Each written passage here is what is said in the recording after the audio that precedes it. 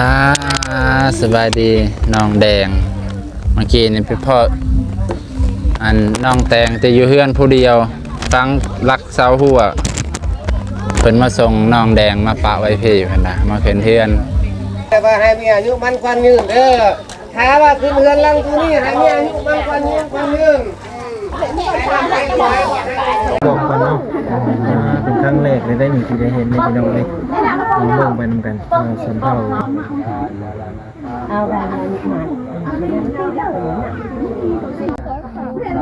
เสียงยังก็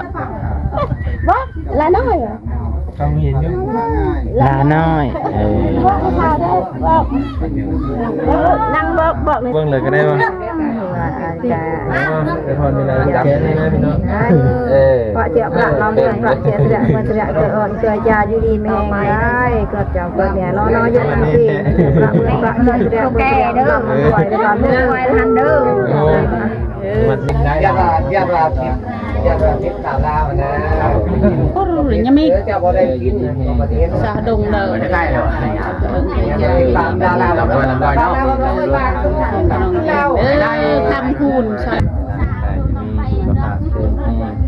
ให้ดูออกมากจะให้เป็นผู้คำผู้คูณเด้อ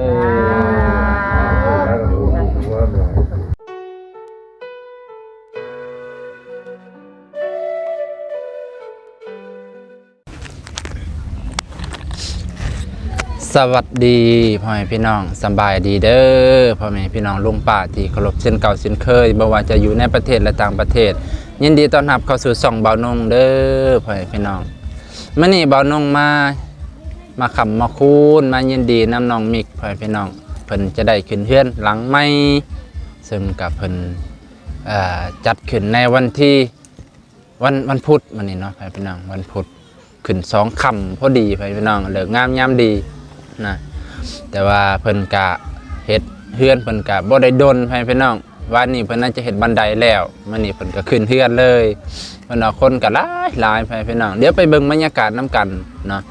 ก็เลยมาแต่เช้าแน่มากับเบาบางไปพี่น้อง2คนมื้อนี้เนาะจะได้ขอบใจขอบพระคุณพี่น้องลุงป้าที่รับชมและให้และคอมเมนต์ให้กำลังใจเด้อพี่น้องลุงป้าเบิดสุขุทุกคนบ่ว่าจะอยู่ในประเทศและต่างประเทศไปเบิ่งน้ำกันพี่น้องนะบ่ว่าลายยากันห่างเด้อพี่น้องไปเบิ่งบรรยากาศน้ำกันโดยสบายดีเบาบางโดยสบายดีมากะสิเฮาไปเลยเนาะแม่นเข้าไปหาเพิ่นเลย9 โมงกว่าเลยพี่น้องเบาหลาวเพิ่นยังบ่ทันได้มาเนาะแม่นมาก่อนพี่น้องเอ้ยเพราะว่าเพิ่นอยู่ไกลเฮาอยู่ใกล้พี่น้องไป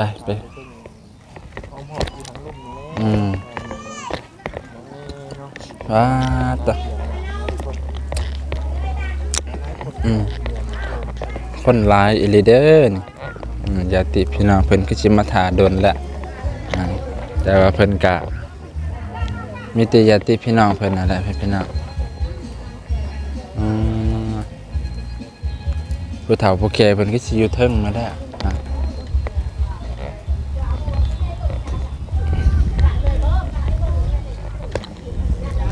ผู้แค้นแล้วละบ่นี่ยังบ่สบายดีพ่อแม่พี่น้องเด้อสบายดีสาวพรโย่ที่ไม่ชอบใครด้วยไม่สบายดีนะที่สบายดีก่อนยังได้หรออยากจักขึ้นนี้เด็กอยากพี่น้องเพิ่นยังท่านผูกแขนถ่าไอ้ล่ามาถ่าบ่าวล่ามาก่อนมองใหม่จนอันนั้นจนได้เห็นป้ายเมื่อใดไปซักยาเมื่อใดป้านนั่นเจ้าบ่จะไปเมืองซนคือว่ายางไปบ่ยางกับลูก3 คนคือว่าบ่าวล่าเพิ่นสิพาไปอยู่ซั่นพาไปมื้อนี้ไปเมืองซนไปเรียนไปเจเพิ่นคือว่าให้ถ่าบ่าวล่าพาไปว่าเพิ่นสิพานั่งกระบะทางหลังขี่รถก็ได้แกนั่งทางหลังนั่นเนาะเมืองชนกับบ่ได้ไกลสิเว้นยังนั่งทางหลังอย่าขี่รถจักร ความหมายก็คืออย่าขี่รถจักรอ๋อ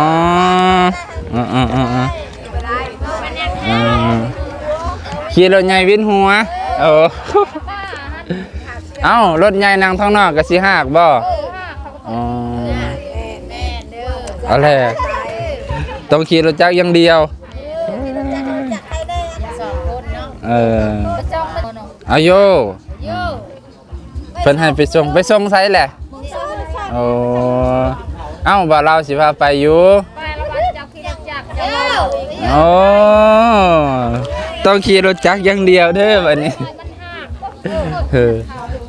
ไปพี่น้องเสร็จแท้ๆบ่น้องสิพาเพิ่นไปบ่น้อมื้อนี้ฮะยังเกาะ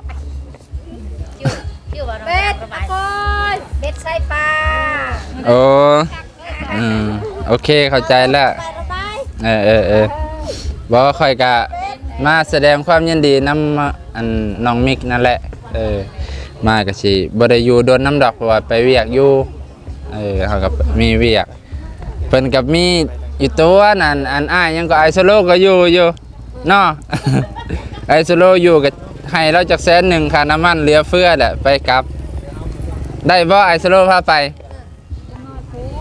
จังหน่อยแล้วเปลี่ยนใจแล้วบัดนี้ พี่น้อง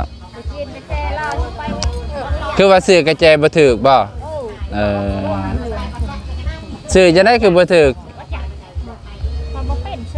เอาจักพันนะกระแจนะ30บาทคือว่า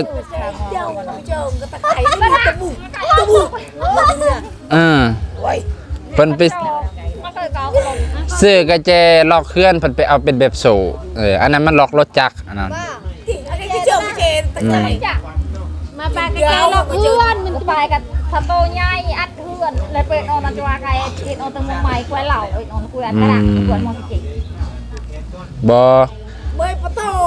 ความหมายของคนขายน่ะเขาคิดว่าเราบอกว่าประตูใหญ่ก็สิคิดว่าประตูแบบปิดจังซี่เนาะประตูปิดตึกแล้วก็คล้องไว้เพิ่นก็บ่เบิ่งเซ็กกระเจเฮือนเจ้าของว่ามันเกาะหูน้อยๆไม่ไปประตูใหญ่ก็น้องไปประตูเขาก็คิดว่าประตูเฮือนไปประตูกระดิ่งต่อยประตูคือหัวเลยปืนอะไรเด้อหัวเลยปืนได้เด้อหัวเลยปืนเด้อ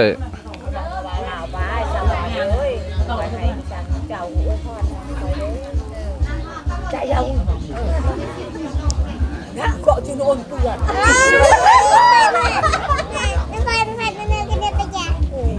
ก็ตะดักลงไปเดินบนนองเกาะช่วยบนนองไล่ดักไปตัวก็ช่วยว่า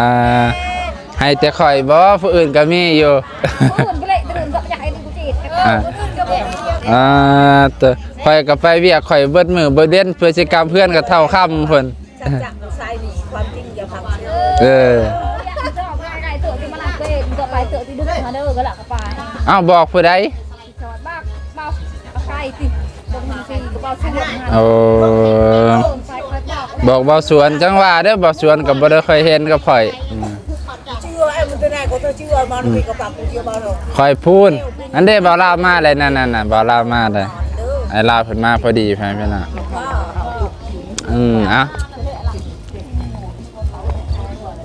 ไปเบิ่งบรรยากาศทั้งเทิงแฟนพี่น่ะเป็นจังใด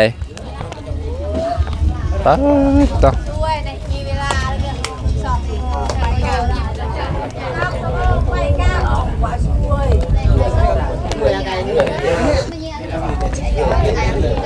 โอ้พอได้แหละเจ้าของเฮือนคนนี้บ่สบายดีเด้อมาขึ้นเฮือนเกียนซานมานี่หลายคนเนาะดีแล้วคิดว่าผูกคอต่อแขนแล้วได้มาบ่ทันแท้ๆคิดว่าถ้าบ่ลาวเนาะมาแล้วเนาะมาพอดี9:30 นมาฮอดจะได้ว่าเพิ่นก็เร่งเอาได้นี่โอเคพี่น้องยินดีนำผู้หลายสดนี่กินข้าวกินน้ำโอ้กินแล้วเอาเด้อโดยครับไปย่อในใช่พาเขาผู้หลาย ชดนี่ ใส่กินมาแตะเฮือนพุ่นแล้ว ผู้ชายพาเขาเขาแน่ โอ้ผูกคอต่อแขนแล้วเลยเนาะยังเนาะ เลยดิเชื่อห้าอะไรก็ต้อง โอ้ยบ่แทงก้อน ถ้าพร้อมกับบ่ลาวก็ได้จังบ่อันนั้น มันจะบ่ย่อขึ้นย่อลง จังบ่ย่อขึ้นย่อลง ช่วงนี้ทายเรื่อยๆใช่ไหม แคบเนาะอยู่ทางในเนาะ แคบมาเกิดเชื่อน่ะ อู้มาแล้ว มาแล้วบ่เอาเรา เดินมาแล้วเพิ่นคนเพิ่นมาฮอดแล้วเด้อไผพะนะยังถ้า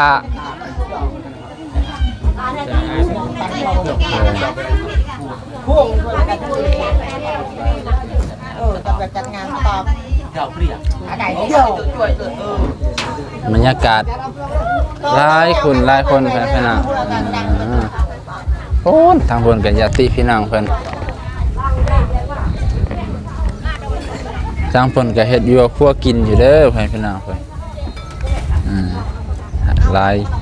ผู้หลายคนซอยกันคนละไม้คนละมือเอาตอนหับขับสู่แขกไปไทยมาเฮือนไหนก็เป็นเฮือนครัวเลยเฮือนหน่อยเป็นโอ้คืนนี้ลืมถามนะ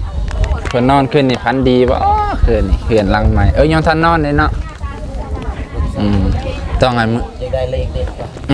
มื้ออื่นแล้วเนาะต้องมาถามมื้ออื่น โอ้ยมื้อนี้ได้ เอ้ามื้อนี้เนาะ เลข แต่ว่าหมู่ยังบ่ทันนอนเฮือนหลังนี้เด้อฮะ เลขกระต่ายเด้อบอก FC รถเลขกระต่ายกับเลขงูเด้อ โอ้ งูนำ3ตัวสัตว์ อันละ3ตัวสัตว์ให้หลายจ้ะเนาะ จานแล้วนี่ อาจารย์ใหญ่เลย บ่ใหญ่ดอกบางทีมันก็ถือกับพระจันทร์ ตัวไฟพนะขึ้นมาแล้ว เดี๋ยวมาปลาเก๋านะ เอาขึ้น พญากระตอนาปลา เออ ยาว โอ้อะไปมาเดี๋ยวไปคนนั่นนะซอยเพิ่นน่ะคนซอยเพิ่นหลายแนวเพิ่นมาผากมาต้อน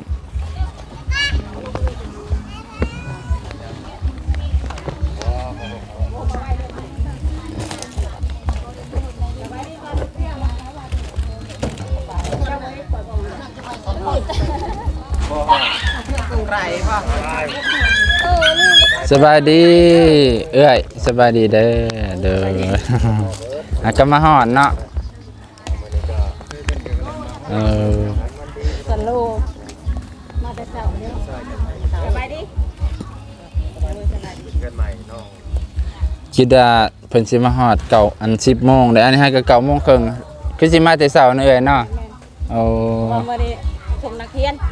โอ้ก็เลยสารนิดนึงเป็นมาพูดไปส่งลูก แดงกับมาวะ โดยสบายดีเด้อ สบายดีสอง โดย สบายดีบ่าวน้องบ่าว โดย บางเนาะนุ่นน้องแดงใส่ไหม เสื้อใหม่นะอัดไว้พิษรบกวน เสียงเพลงแห้งเติบเป็นหนักมันเนี่ย จะเอาลงเลยจะกันอีกบ่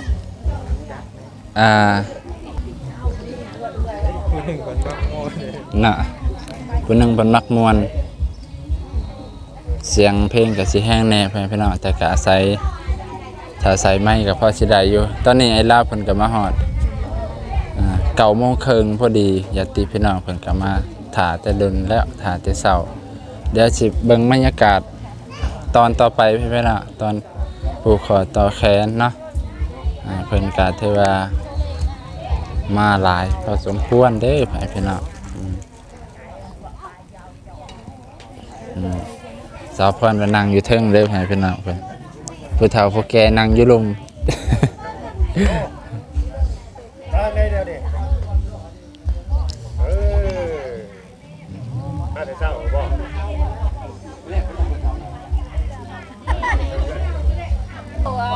น้องสบายดีอะลูก สบายดีน้องแดงเมื่อกี้นี่พี่พ่อ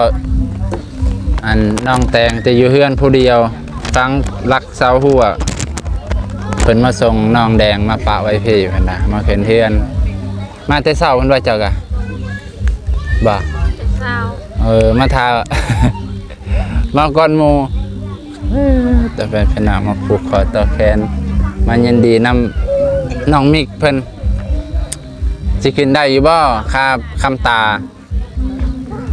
สิจะอยู่แต่กลางเพิ่นเด้เนาะเต็มได้อยู่ทางในเต็มนั่นแหละไม่ใช่ผู้สาวผู้แก่ข้าก็คือสิบ่ได้เข้าไปดอกนั่งข้างนอกตัวคำตาขี้พุ่นขี้พุ่นรถขี้พุ่นคนยางนี่แหละเจ้าก็บ่ไปนั่งพุ่นเนาะน้อง อายุบ่ได้กินข้าวเลยน้องเต้นเจ็บท้องเลยบ่ไปน้ำเขาบ่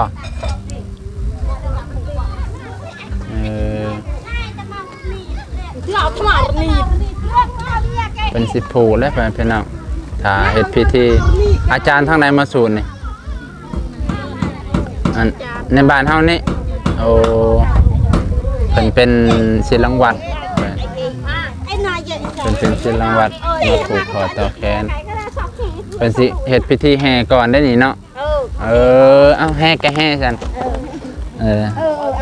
ไปแห่น้ำเพิ่นเสือศาสตร์อาสนอน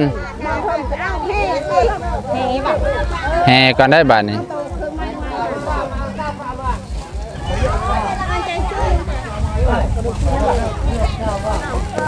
โอ้อาโกยกินแล้วบ่เป็นหยังดอก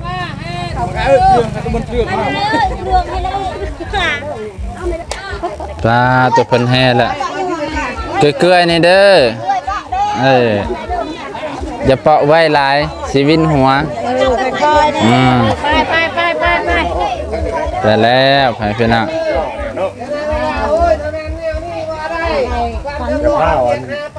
อยากว่าอะไรเด้อบ้างไป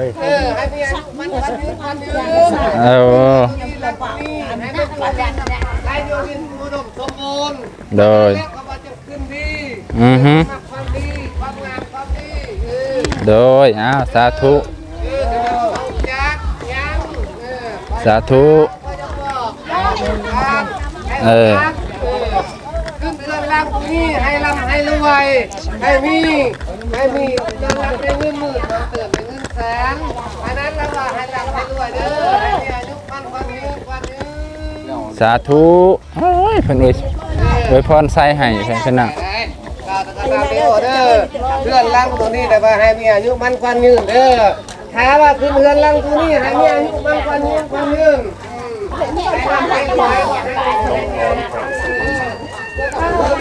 มาใช่นี่มาจะใส่บ่ฮะมาจะใส่มังมาบี้บ่โอ้ยนั่นแรกให้มังมาบี้ได้จะถูกได้เ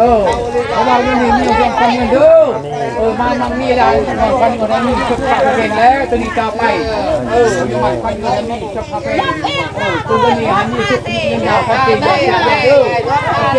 ใครจะมี3 หอบแล้วเพิ่นน่ะให้ลำให้รวยมีแต่หางให้นี่แล้วพอมีพยานมีแต่หางนี่มีแต่หางให้นี่ขึ้นเรือนร่างตัวนี้แล้วนี่หางให้นี่โลกให้นี่ไปได้นี่ไปจับเต่าเล่นเล็กก็ให้ได้เล่นไทยก็ให้นี่โดยเป็นจานนี่มาพันยุน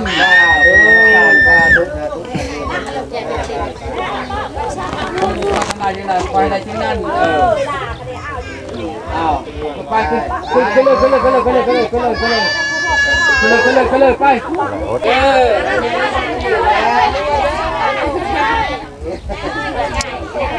ต่อโอเคพ่อแม่พี่น้องจะได้ขึ้นไปน้ำเพิ่นเฮาก็จะได้ขึ้นแล้วมีติอวยพรใส่ให้ที่ทางพุ่นเนาะบ่ให้ถือหวยแน่บ่อวยพรให้กัน มาพี่ ไปลงมาเด้อ มาไปชื่อโหดให้เจ้าอยู่ดีมีแห้งมา เอาหดมือโดย อยู่ดีมีแห้งเด้อน้องเด้อให้หลับให้รวยให้สุขให้มานเด้อมาซื้อของอยู่ดีมีแห้งโอเคไปน่ะจะได้ขึ้นไปเทิงนะก็ น้อยๆจะก็เป็นพ่อนั่น ป้าตะเฮาก็สิได้นั่งทางนอกนี่แหละทางในก็น่าจะ แม่น เองอยู่เนาะ อะไรผู้ใดอันนี้ขึ้นนบตลอดอยู่ นอกมาดูเวลาโอ้ เพิ่นไปถ่ายเลย เออ เป็นแต่แพงเลยมันก็ว่าสิผูกคอต่อแพงบ่นมก็ได้คอยบ่ได้แม่นยาคู ได้สบายนี่นั่นน่ะสบายดีสบายดี พอใหญ่มา บอกกันเนาะเป็นครั้งแรกเลยได้มีที่ได้เห็นในพี่น้องเลยมีเบิ่งไปนำกันสนเท่าเนาะเป็นกำลัง แจ้งเนาะ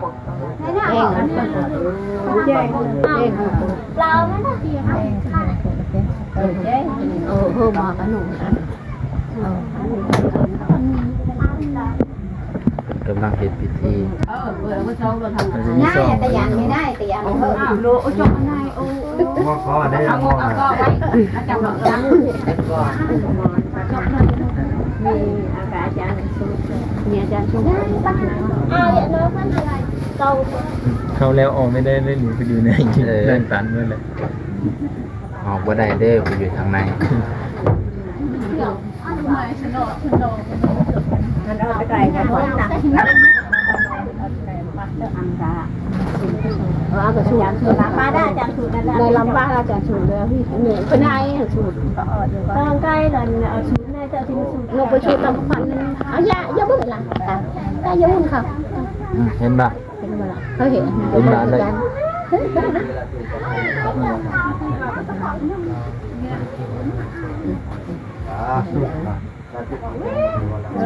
จำของมันอะไรสักมันจบอะไรหนูมันจำอะไรเยอะจำอะไรเยอะไม่ขายของนั่งกินก่อนจังเท่าไหร่เนี่ยเขาต่อจังรอมันลงมาเด็กไหนเพื่อนมองเด็กมาไหนกันไปมีโทรศัพท์สบายมันจะทำอะไรจบไปไหนมันจบหัวเก็บเพียบ เดี๋ยวมันเอาไปตั้ง ตั้งทั้งหลายเหมือนกัน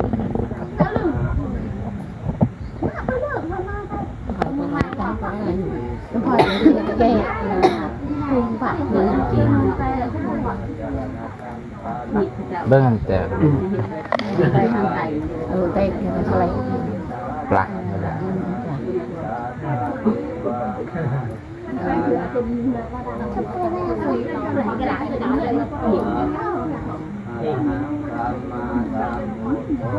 เปิดแซ่แต่ก่อนนะมีสุกเลยมาให้สุกมาให้เนี่ยก่อนเลยมีอาต้องมกตั้งใจต้องใครจะมีนะจะตั้งใจต่อที่ต่อไปอายุมันพันเงินให้มีสุขภาพแข็งแรงถูกตัวดี ตอนนี้เป็นกำลังจะเฮ็ดพิธีไปพี่น้องเสร็จพิธีสูตรควันเนาะ มันลายอันนะตั้งใจเด้อตั้งใจเด้อตั้งใจดีแล้วมึงตรงยังไง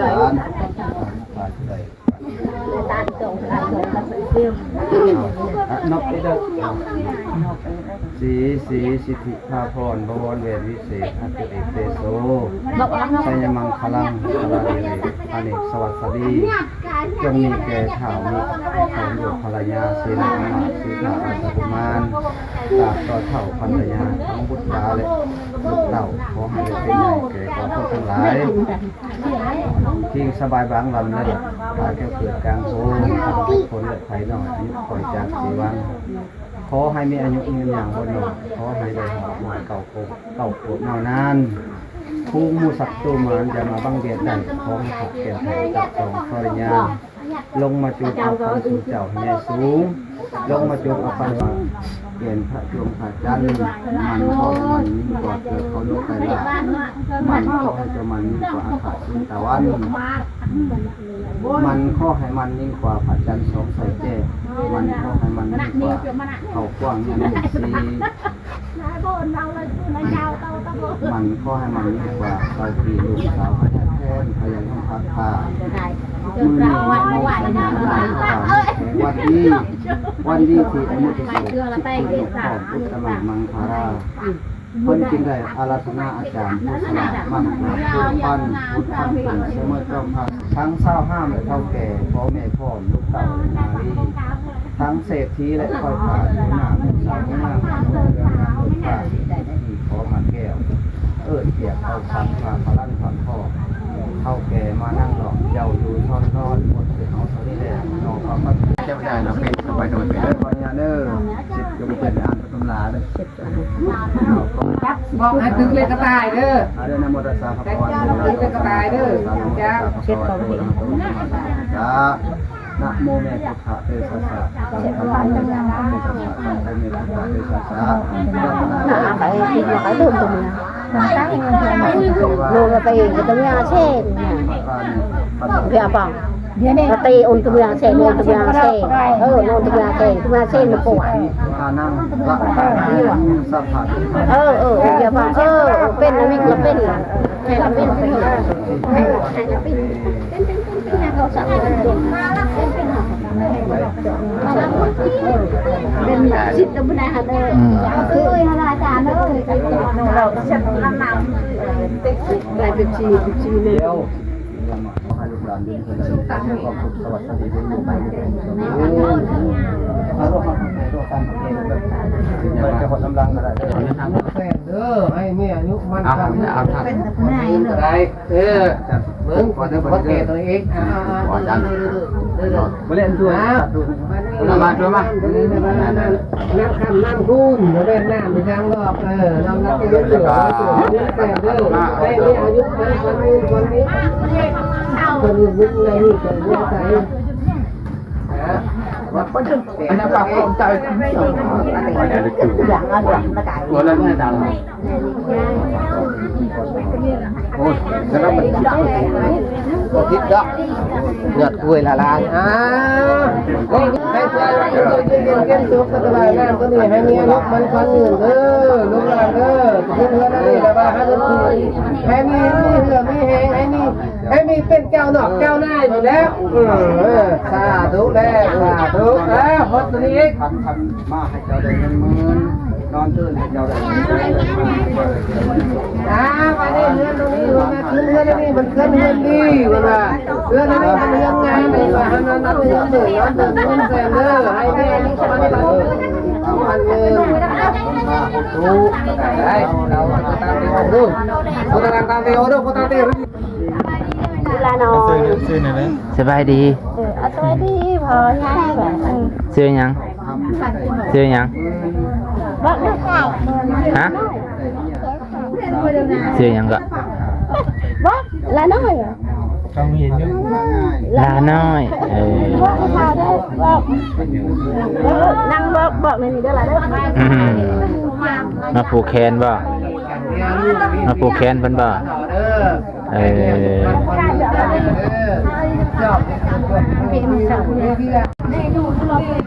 สื่อลาน้อยบ่ได้ไปโรงเรียนบ่เนาะ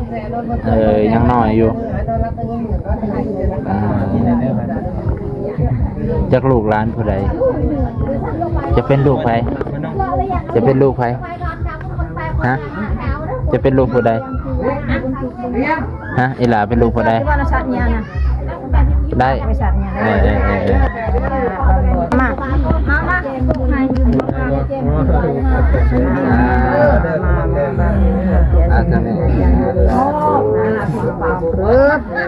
กูเบิ่งเลยก็ได้ป่ะ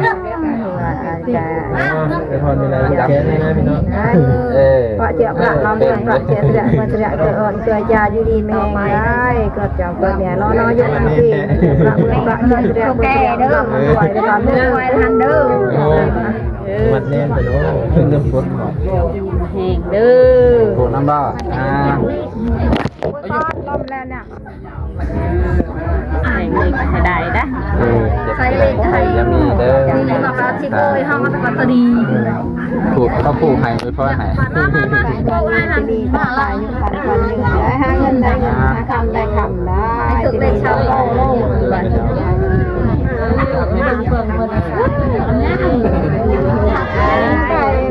่คือเรามีเสียงไว้ในไหนล่ะดีได้เป็นผีดีงามๆจ้อยชอบนะแซ่บเป็นเราไปถึงได้เช่าจ้า ดีเนาะ มาที่มีแกนมาน้องอีกอยู่ดีๆฮะลองไปดูน้องดีกว่าเฮ้ยน้องมาสบายซะตุกไปลองแล้วน้องดีต่อไปตุกเด็กสามก็ เสียบ่อยู่ร่วมกับเสียแล้วเลย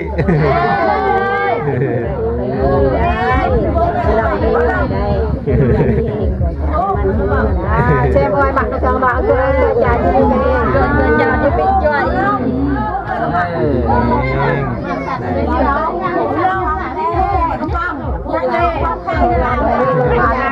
ถูกหลานโอ้ยน่าไม่ทำได้อยากเดิน ปลูกตะคองเลื่อนไปแล้วเนาะ เสียแล้วเนาะ ตะคองเลื่อนก่อน เด้อพอปลูกได้การถึงจะเงินจะได้พอปลูกแม่นี่ก็หนักปลูกแล้วก็ ก็เฮาไปพูดเจ้าของก่อนแต่ว่า ปลูกเจ้าของ เด็กข้ามหน้าข้ามตาบ่ได้เลย พูดเจ้าของหุ่นก้อนนั่นแหละ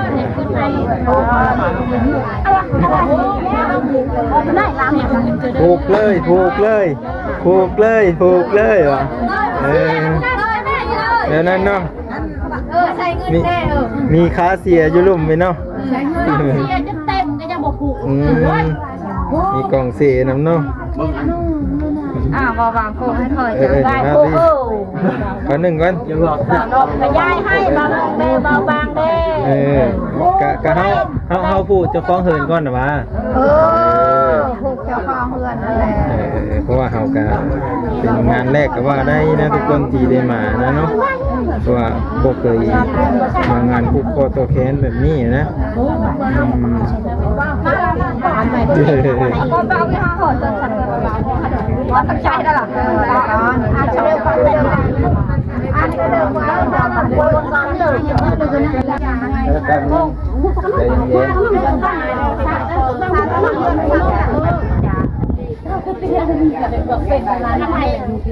ได้บ่ล่ะเอาหมดแล้ว เรียนว่า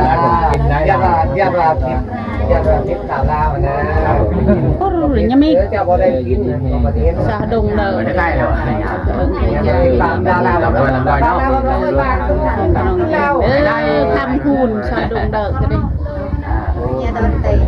น่ะ กันไปก่อนอย่างเงี้ยเอาน้องมันเอาเข้าไปเด้อ ให้โชคให้มานซะบ่ให้อยู่กระแดงแบบนี้ มาน้องเต้นประกาศเต็มให้ดูออกมากจะให้เป็นผู้คำผู้คูณเด้